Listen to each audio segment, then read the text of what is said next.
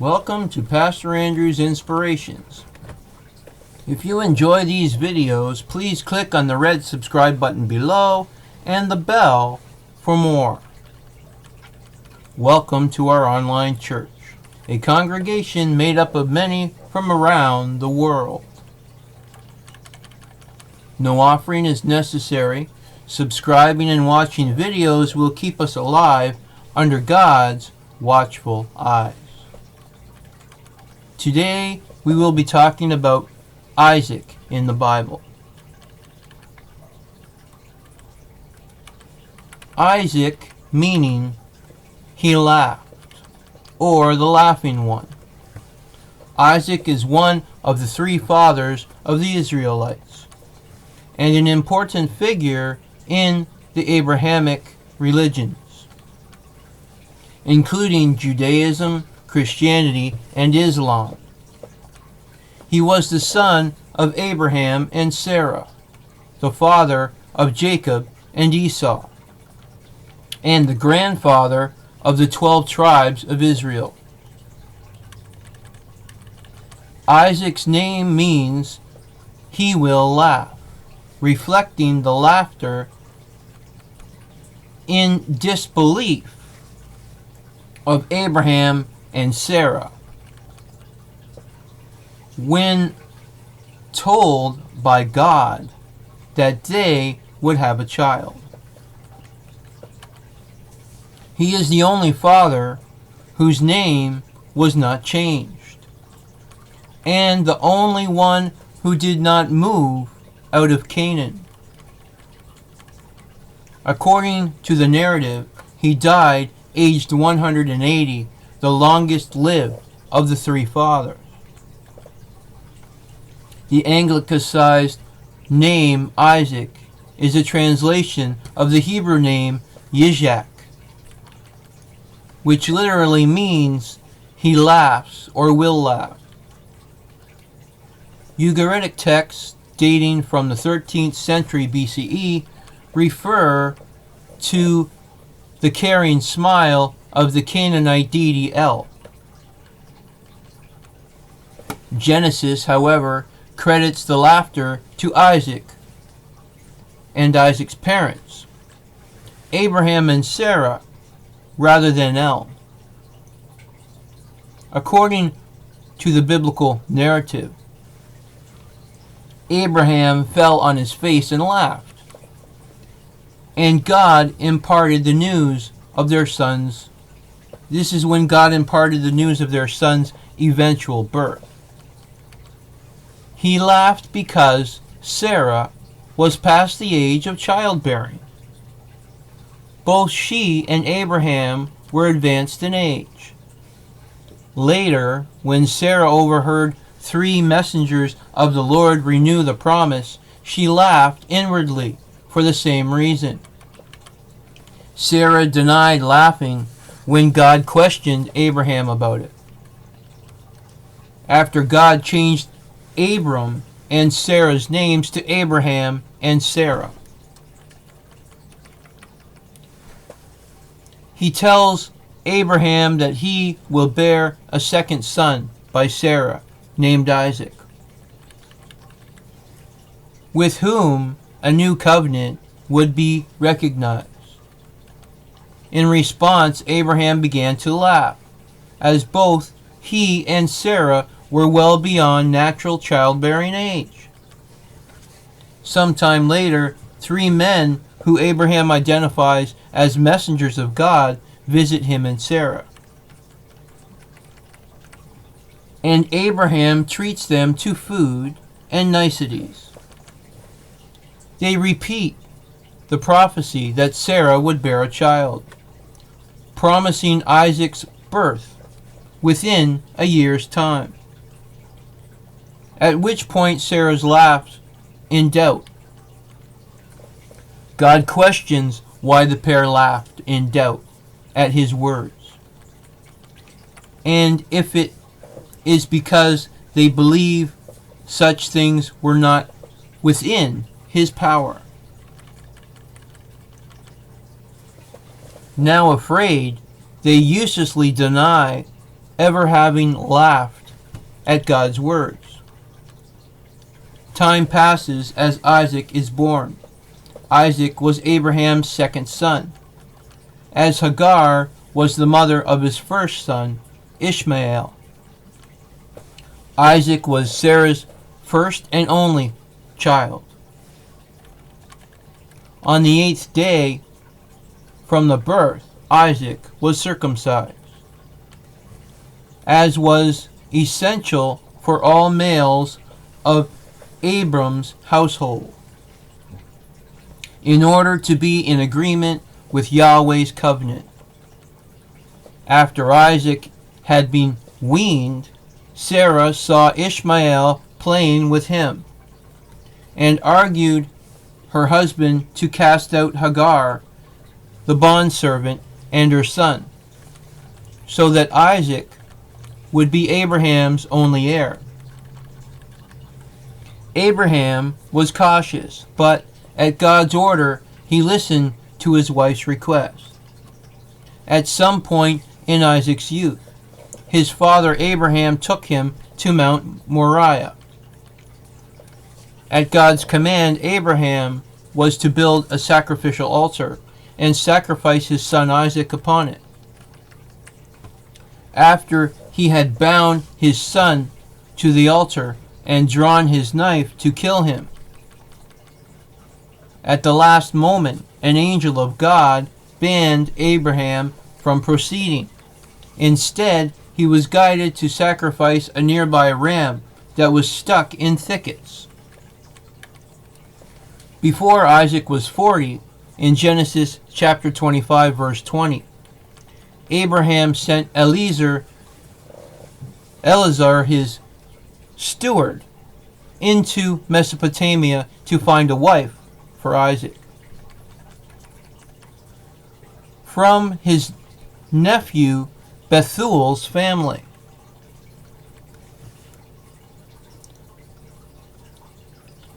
Eleazar chose the Armenian Rebekah for Isaac, or Aramaean. After many years of marriage to Isaac, Rebekah had still not given birth to a child, and was believed to be barren. Isaac prayed for her, and she conceived.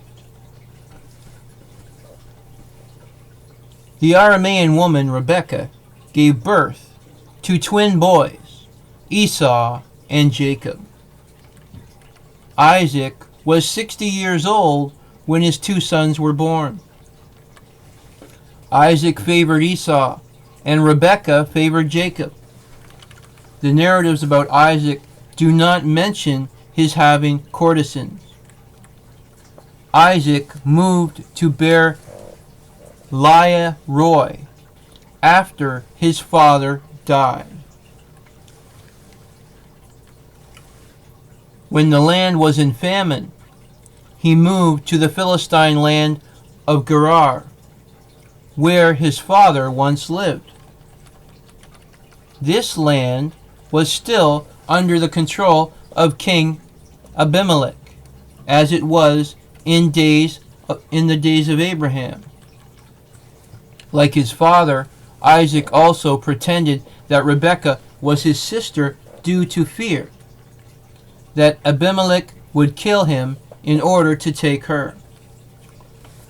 He had gone back to all of the wells that his father had dug, and saw that they were all stopped up with earth. The Philistines did this after Abraham died. So Isaac unearthed them and began to dig for more wells all the way to Beersheba. When he made a pact with Abimelech, just like in the day of his father, Isaac grew old and became blind. He called his son Esau and directed him to procure some venison for him in order to receive Isaac's blessing. While Esau was hunting, Jacob, after listening to his mother's advice, betrayed his blind father by disguising himself as Esau, and thereby obtained his father's blessing, such that Jacob became Isaac's primary heir, and Esau was left in an inferior position. According to Genesis chapter 25, verse 29 to 34, Esau had earlier sold his birthright to Jacob for bread and a stew of lentils. Thereafter, Isaac sent Jacob into Mesopotamia to take a wife of his mother's brother's house.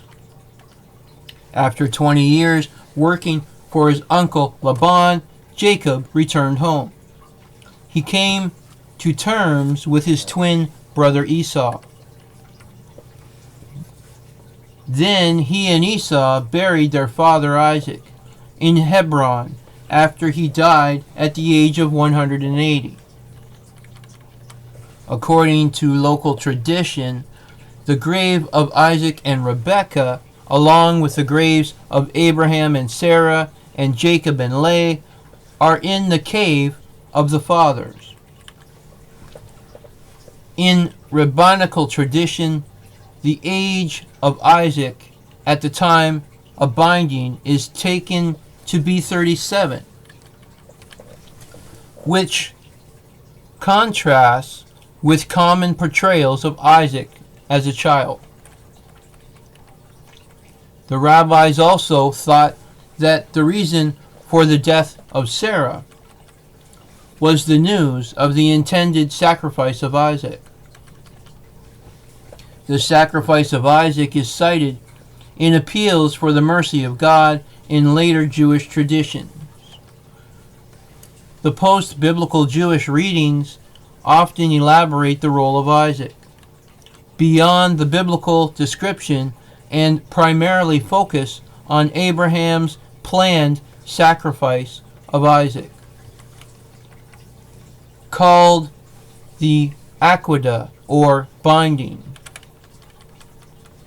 According to a version of these readings, Isaac died in the sacrifice and was revived. According to many accounts of Akedah, unlike the Bible, it is Satan who is testing Isaac as an agent of God. Isaac's willingness to follow God's command at the cost of his death has been a model for many Jewish whom preferred martyrdom to violence of the Jewish law. According to the Jewish tradition, Isaac instituted the afternoon prayer. The tradition is based on Genesis chapter 24, verse 63. Isaac went out to meditate in the field at the eventide. Isaac was the only father who stayed in Canaan during his whole life. And though once he tried to leave, God told him not to do so. Rabbinic tradition gave the explanation that Isaac was almost sacrificed, and anything dedicated as a sacrifice may not leave the land of Israel. Isaac was the oldest of the biblical fathers at the time of his death, and the only father whose name was not changed. Rabbinic literature also linked Isaac's blindness in old age, as stated in the Bible, to the sacrificial binding. Isaac's eyes were blind because of the tears of angels present at the time of his sacrifice, which fell on Isaac's eyes. The early Christian church continued and developed the New Testament theme of Isaac as a type of Christ, and the church being both the son of the promise and the father of the faithful. Tertullian draws a parallel between Isaac's bearing the wood for the sacrificial fire, with Christ carrying his cross, and there was a general agreement that while all the sacrifices of the old law were expectations of that on Calvary, the sacrifice of Isaac was so in a preeminent way. The Eastern Orthodox Church and the Roman Catholic Church consider Isaac as a saint, along with other biblical fathers, along with those of other fathers and the Old Testament righteous.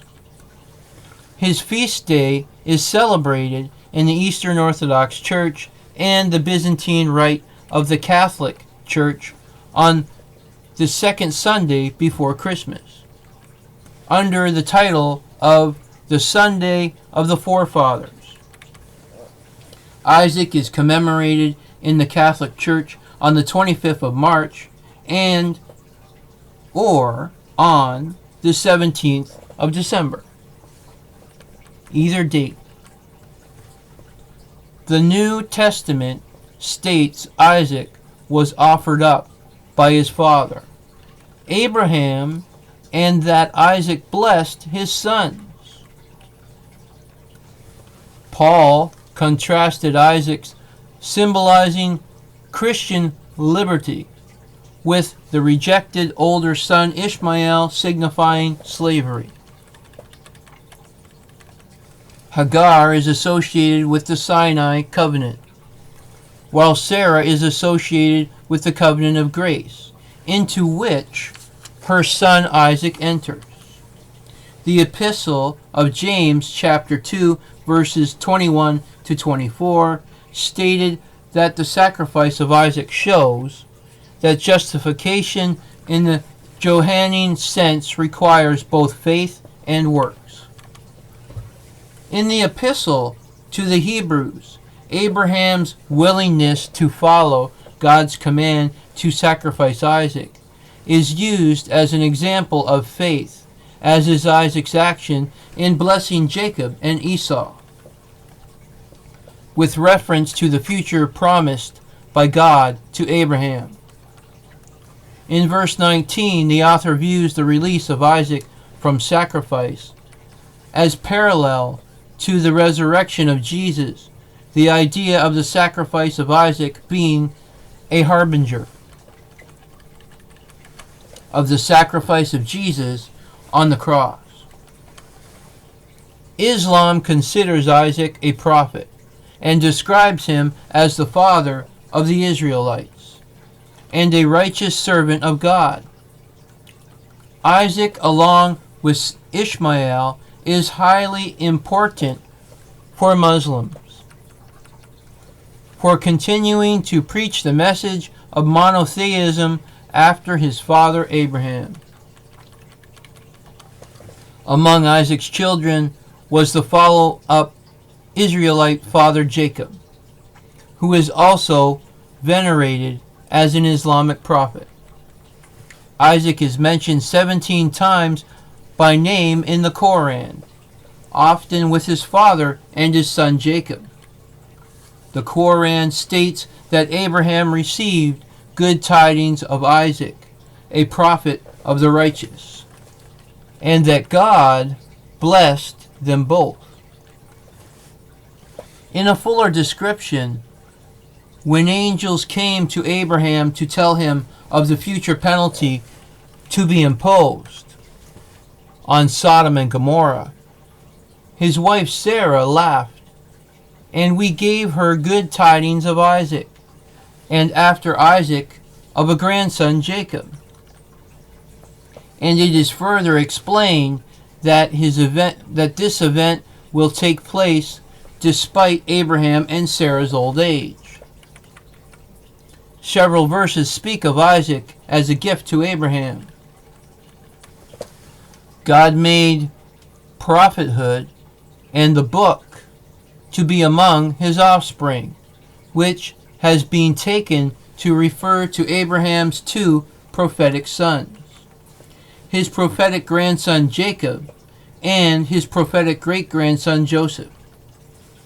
In the Quran, it later narrates that Abraham also praised God for giving him Ishmael and Isaac in his old age. Elsewhere in the Quran, Isaac is mentioned in lists. Joseph follows the religion of his forefathers Abraham, Isaac, and Jacob, and speaks of God's favor to them.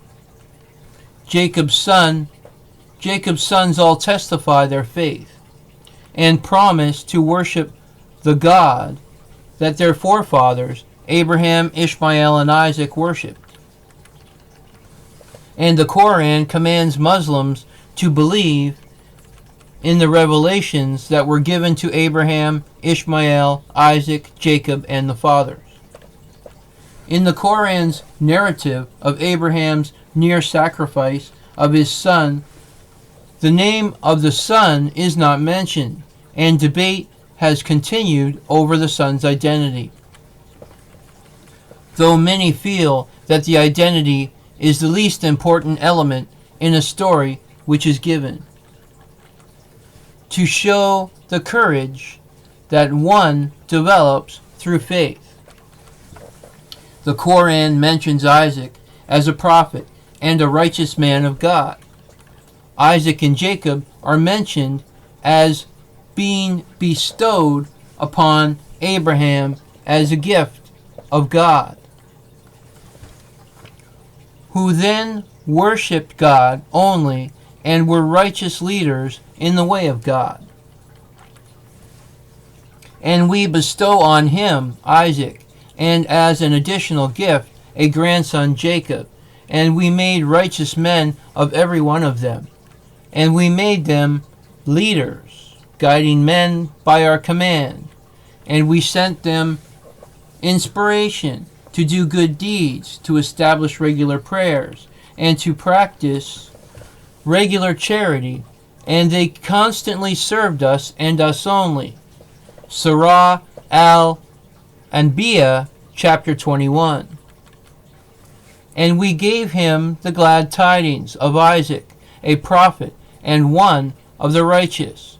Surah As-Safat, chapter 37. Some scholars have described Isaac as a legendary figure, or as a figure representing tribal history, or as a semi-nomadic leader. The stories of Isaac, like other patriarchal stories of Genesis, are generally believed to have their origin in folk memories and oral traditions of the early Hebrew pastoralist experience. The Cambridge Companion to the Bible makes the following comment on the Bible stories, or the biblical stories of the fathers. Yet for all that these stories maintain a distance between their world and that of their time of literary growth and composition, they reflect the political realities of the later periods.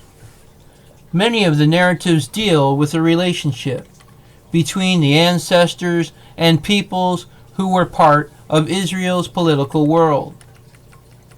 At the time the stories began to be written down, 8th century BCE, Lot is the ancestor of the Transjordan's peoples of Ammon and Moab.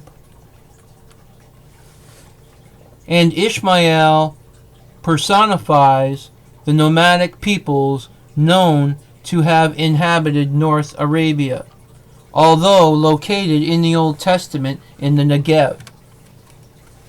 Esau personifies Edom, and Laban represents the Aramaean states to Israel's north.